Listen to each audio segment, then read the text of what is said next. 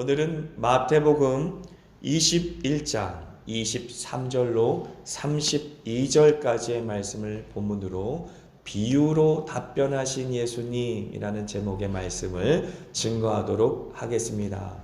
예수님을 공격하는 그러한 유대인들의 행위는 이제 마태, 마가, 누가, 요한에 걸쳐서 사복음서에 두루 기록되어 있지요. 예수님께서 복음을 증거하시고 스스로 복음이 되셔서 이 땅 가운데 천국 복음을 밝히 증거함에도 불구하고 그리하여 예수님께서 하나님의 아들 되셨다라고 하는 분명한 권위가 드러남에도 불구하고 오늘 보니까 너가 무슨 권위로 이런 일을 하느냐라고 따져 묻는 대제사장들과 백성의 장로들의 모습이 있지 않습니까? 그들은 결국은 예수님을 십자가에 못 박혀 죽게 하기 위하여 이방인들의 손에 예수님을 팔아 넘길 장본인들이 됩니다. 그들을 위하여 예수님께서는 긴 시간을 할애하여 성전에서 말씀을 베푸시는 장면이 오늘 본문의 말씀부터 시작하여 마태복음 23장까지 길게 기록되어 있습니다. 그 안에는 세 번에 걸친 비유가 등장하고요. 많은 논쟁이 등장하고요. 그리고 예루살렘 성에 닥칠 모든 하나님의 심판에 대한 예언 역시도 기록되어 있지요.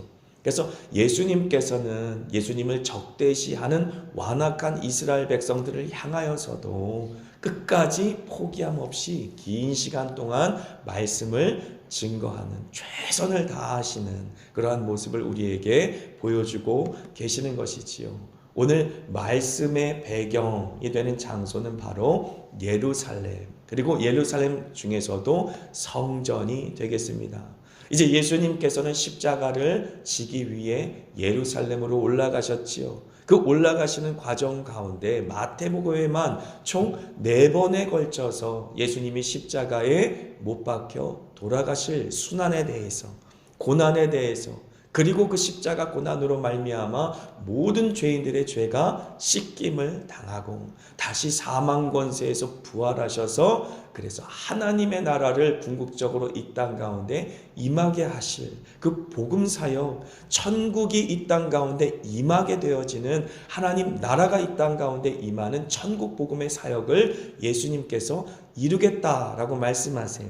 어디냐면 마태복음 16장 21절, 그리고 마태복음 17장 22절과 23절, 마태복음 20장 17절부터 19절, 그리고 마태복음 26장 1절로 2절. 그러니까 마태복음 전체에 걸쳐서 4번에 걸쳐서 예수님은 절대 감추지 아니하시고 밝히 드러내시면서 십자가 복음을 증거하셨다라는 사실을 우리는 알 수가 있는 것이지요. 그래서 우리가 그 말씀 중에 마태복음 20장 18절과 19절의 말씀을 한번 같이 읽겠습니다. 같이 읽습니다. 보라, 우리가 예루살렘으로 올라가노니 인자가 대제사장들과 서기관들에게 넘겨짐에 그들이 죽이기로 결의하고 이방인들에게 넘겨주어 그를 조롱하며 채찍질하며 십자가에 못 박게 할 것이나 제3일에 살아나리라. 아멘. 예수님께서 십자가 지시기 전에 밝히 드러내 십자가 복음을 증거하셨고 어떻게 죽으실지 또 어떻게 다시 부활하실지에 대해서 분명하게 선언하셨다라고 하는 것이지요. 여기에 대제사장들과 서기관들에게 넘겨짐에 그들이 죽이기로 결의하고 이방인들에게 넘겨주어라고 예수님께서 말씀하십니다. 그렇다면 무슨 말입니까? 예수님께서도 알고 계셨겠지요. 지금 성전에서 만나고 있는 대제사장들이 그리고 백성의 장로들이라고 하는 종교 지도자들과 백성의 리더들이 결국은 예수님을 로마 사람들에게 팔아 넘겨서 십자가에서 죽게 할 장본인들이다라는 사실을 예수님도 알고 계셨어요. 그런데 그들을 대면하고 계신 예수님의 모습을 한번 보시지요. 예수님은 그들을 대면하면서도 최선을 다하고 있다라는 사실을 우리는 알 수가 있는 것이죠. 그래서 오늘 본문에 보면 성전에서 만난 대제사장들과 백성의 장로들을 향하여 또 다른 많은 백성들을 향하여 말씀을 베풀어 주시고 계시는데, 예수님은 최선을 다해 그들에게 복음을 전하셨고 스스로도 복음이 되셨다라는 사실을 우리는 기억해야 합니다. 우리가 이제 신앙을 갖게 되어지고 한국의 교회가 세워지면서 이미 그 외국에 있는 선교사들이 한국의 교회를 세울 때에 본인들이 믿는 신학을 가지고 말씀을 전하고 가르치고 신학교들을 세웠겠지요. 그러면서 한국 땅에 가장 많이 이제 뿌리내린 교단이라고 한다면 장로교가 될 수 있을 것이에요. 그 장로교는 개혁주의라고 하는 큰 기틀 속에, 그리고 좀 좁게 본다면 칼빈주의라고 하는 좀 좁은 신학 가운데 그들의 교리, 그러니까 믿음에 대해서, 성경을 이해하는 체계에 대해서 그렇게 정리하고 믿습니다. 그들의 신앙 고백으로 믿는데, 그들은 예정론이라는 것을 믿습니다. 저 역시도 예정론을 믿어요. 하지만 예정론을 잘못 믿게 되면 어떤 일들이 일어나느냐, 하나님께서 성경에 보니까 구원받을 사람들을 다 미리 예정했다는데 우리가 뭐하러 전도합니까? 우리가 뭐하러 선교합니까? 그리고 이미 우리는 예수 그리스도로 말미암아 주 예수를 믿으라, 그리하면 너와 내 가정이 구원을 얻으리라 라고 말했는데, 내 아버지도 예수 믿고 내 아버지도 장로님이시고 어머니도 권사님이시고 그렇게 믿음의 가정이 3대 4대째 이어지고 있는데, 내가 열심히 신앙생활하지 않아도 결국 나는 천국 가는 것이 아닙니까? 나는 예정된 천국의 백성인데, 이렇게 과거에 이스라엘 백성들이 마치 선민 의식을 갖고 살다가 멸망의 길을 간 것처럼 스스로 잘못된 인식을 갖고 있다라고 하는, 잘못된 신앙관을 가질 수 있다라고 하는 생각을 우리는 꼭 가져야만 하는 것이지요. 그래서 성경에는 분명히 예정론이 기록되어 있어요. 하나님께서 만세 전부터 우리의 구원을 계획하셨다라고 말하는 것이지요. 하지만 그것은 우리가 믿기 전에 우리에게 적용할 것이 아닌 것이죠.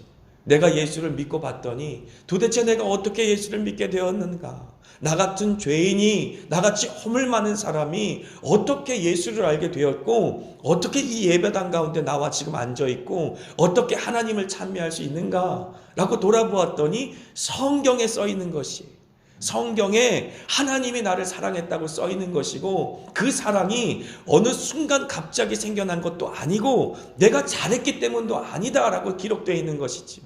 그 성경에 이미 만세 전부터 나를 향한 하나님의 사랑이 있었다라고 기록되어 있고, 하나님이 일순간의 감정으로 나를 선택한 것이 아니라 즉 어머니의 태중부터 나의 구원을 계획하시고 나의 구원의 여정 속에 하나님의 그 모든 계획이 하나씩 성취되었기에, 그러므로 이제 앞으로 내가 천국 가는 모든 여정 속에서도 하나님은 나를 놓지 않을 것이라는 사실을 분명히 믿는 것입니다.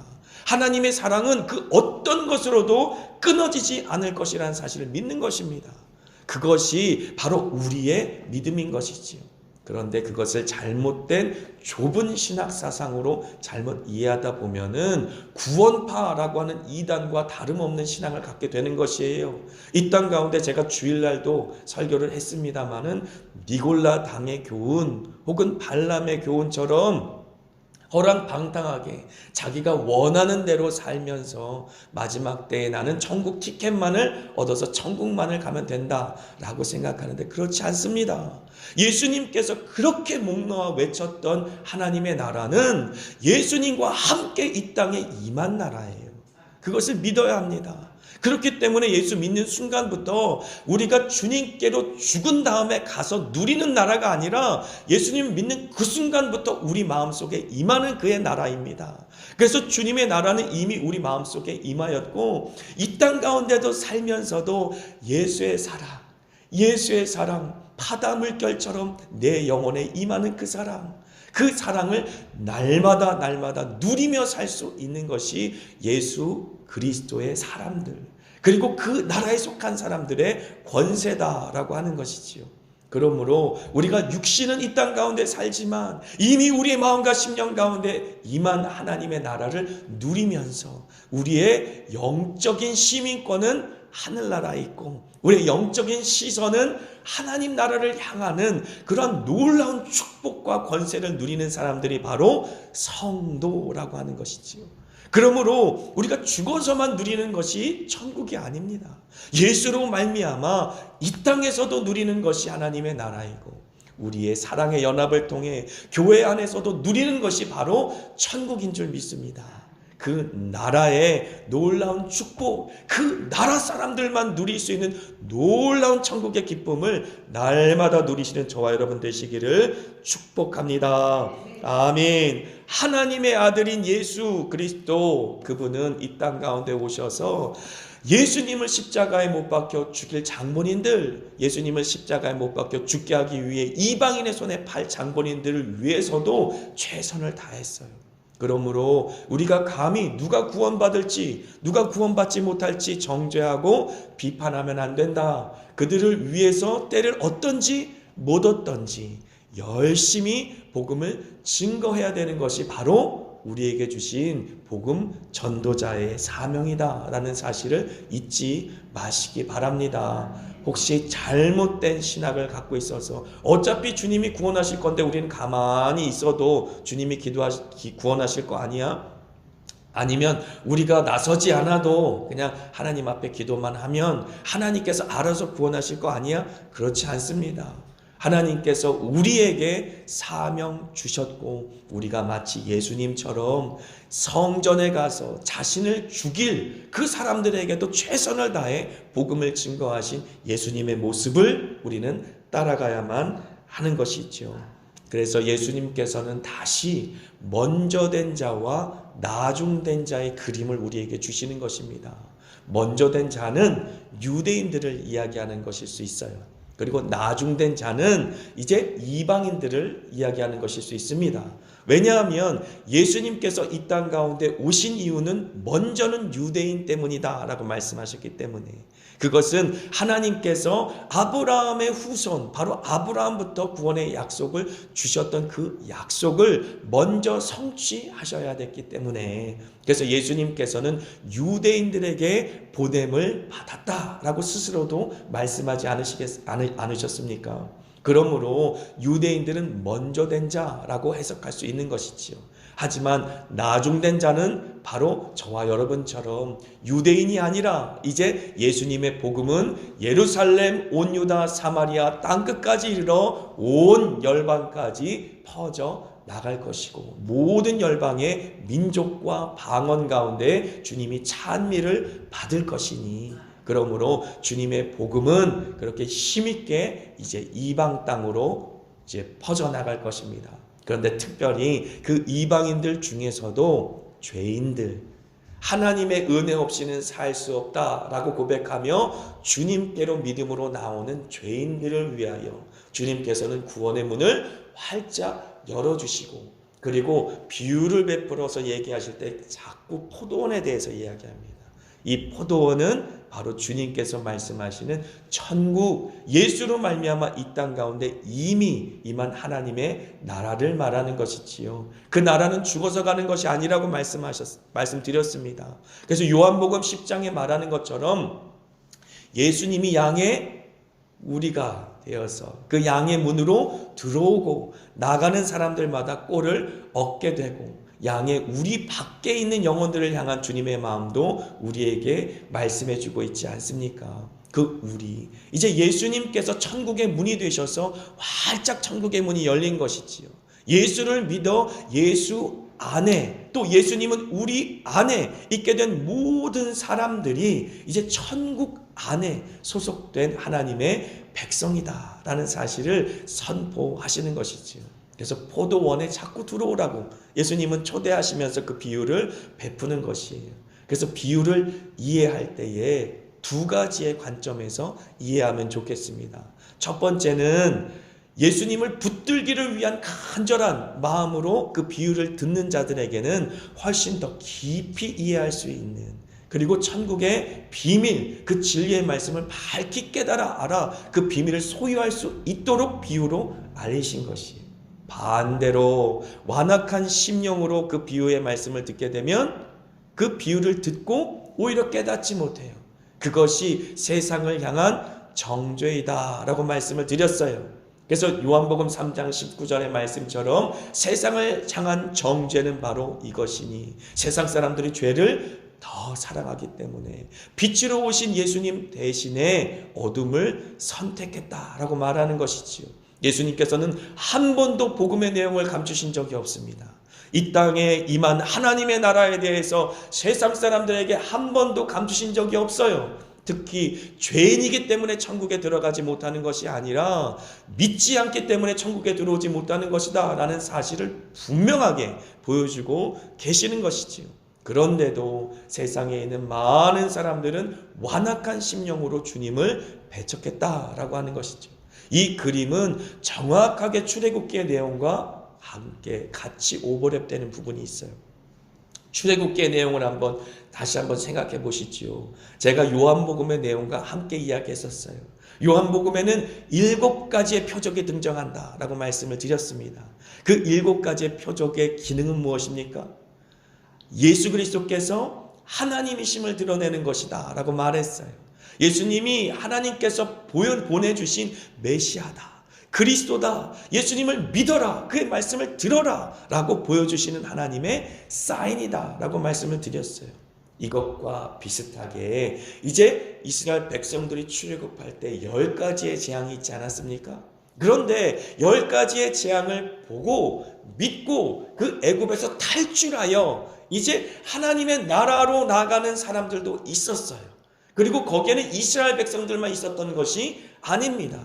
분명하게 기록된 것은 수다한 잡족들이 함께 나오더라 라고 말함을 통해 애굽 사람들도 그 10가지의 재앙을 보고 여호와 하나님만이 참되신 하나님이구나, 마치 라합처럼 상천하지에 오직 여호와만이 하나님이시구나, 두렵고 떨리는 심령, 주 여호와를 경외하는 심령으로 하나님을 바라보고 그에게 귀한 자들, 마치 룻처럼 마치 나의 시어머니인 시어머니의 하나님이 나의 하나님이고 당신의 백성이 나의 백성입니다 라고 고백하는 것처럼 온전히 믿음으로 하나님께 나아가는 사람들을 구원함을 얻게 하셨죠.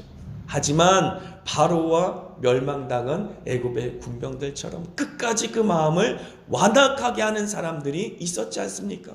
그 10가지의 놀라운 그 재앙을 보면서도, 기적을 보면서도 하나님을 믿지 못하던 사람들이 있지 않았습니까?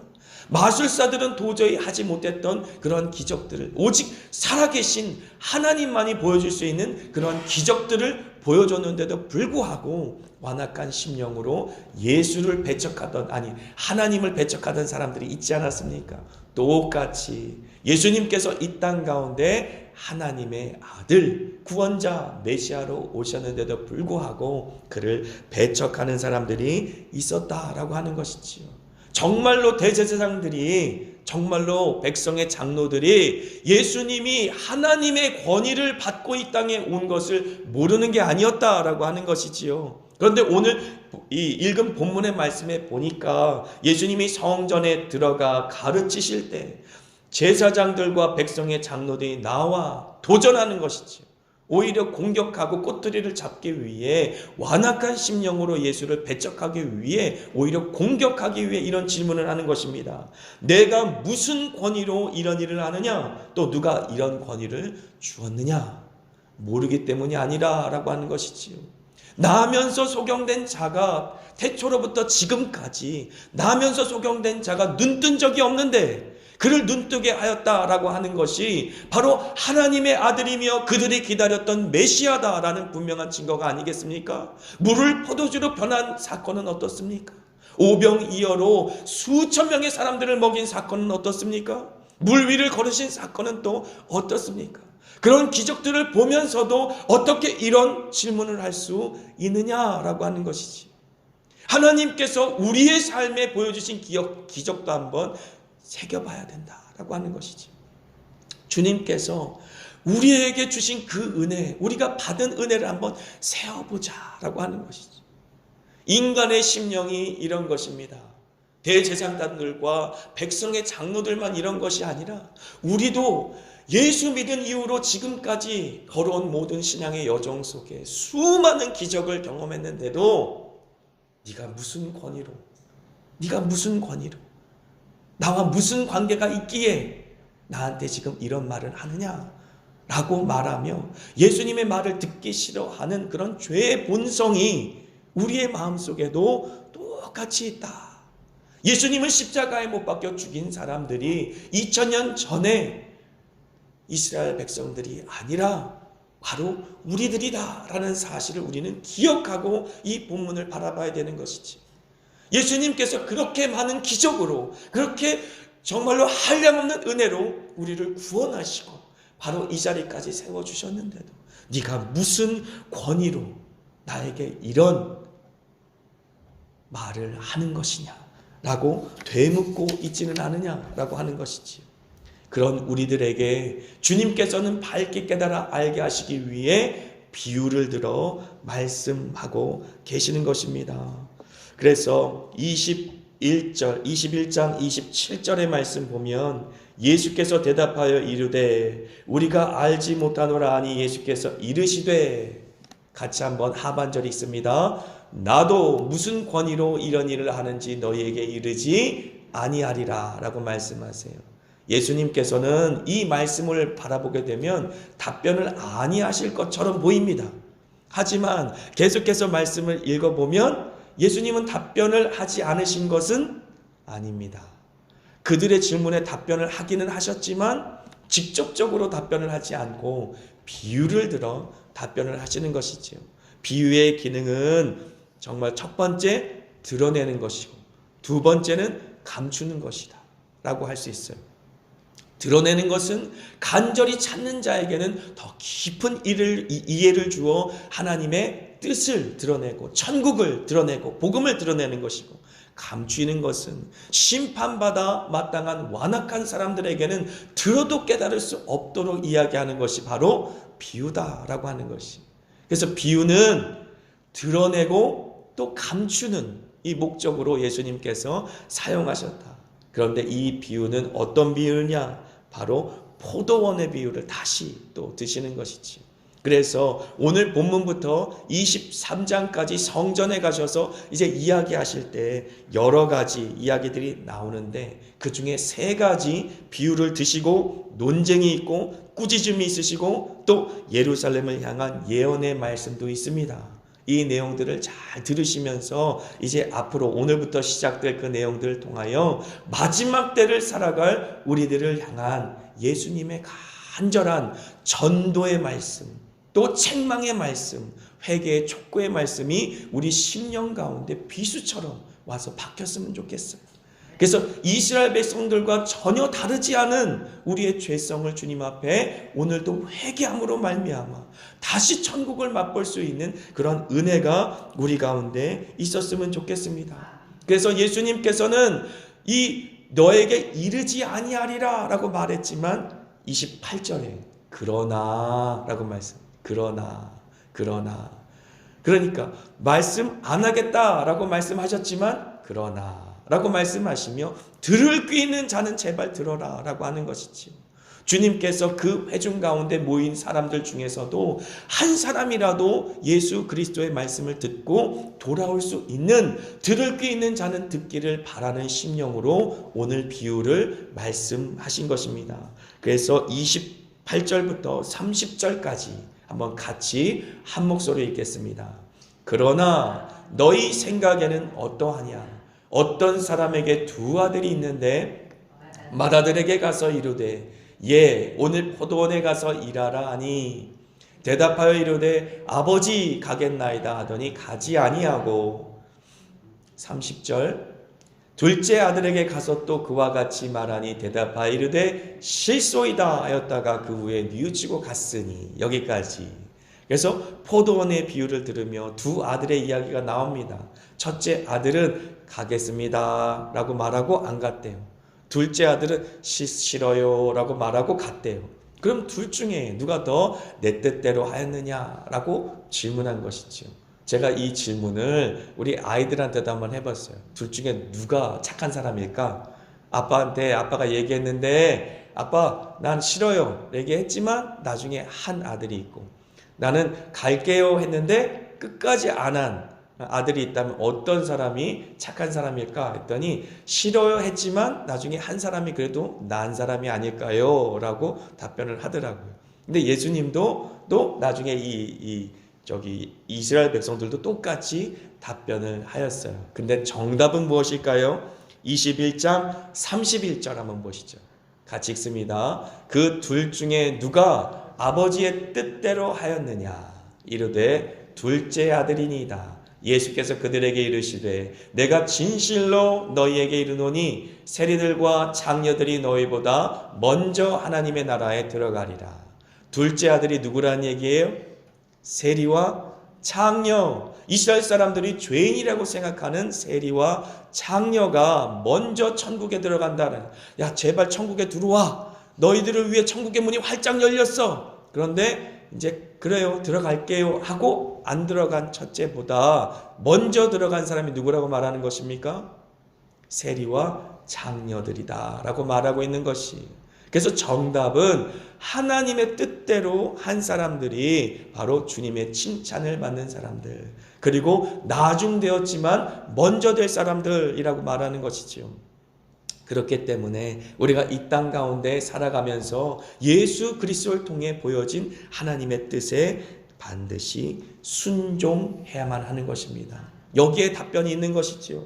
이 천국에 들어갈 수 있는 권위를 하나님은 이미 예수님에게 주셨다라는 사실을 분명하게 말씀을 통해 들려주시고 보여주신 것이, 누구든지 하나님의 뜻대로 그 아들 예수를 믿으면 천국에 들어갈 수 있어. 그 아들 예수는 천국에 이제 많은 영혼들을 들여보내기 위해 이 땅 가운데 오신 구원자야 라고 말하고 있는 것입니다. 그래서 앞으로 오늘 본문부터 시작되어서 수요일까지 진행될 성전 안에서 베풀어지는 세 가지의 비유, 그리고 논쟁, 예수님의 꾸짖으심, 그리고 무엇보다 그 예루살렘 성을 향한 애타는 마음의 예언의 말씀, 그 말씀을 받으시면서 이제 고난주간이지 않습니까? 사순절 기간이지 않습니까?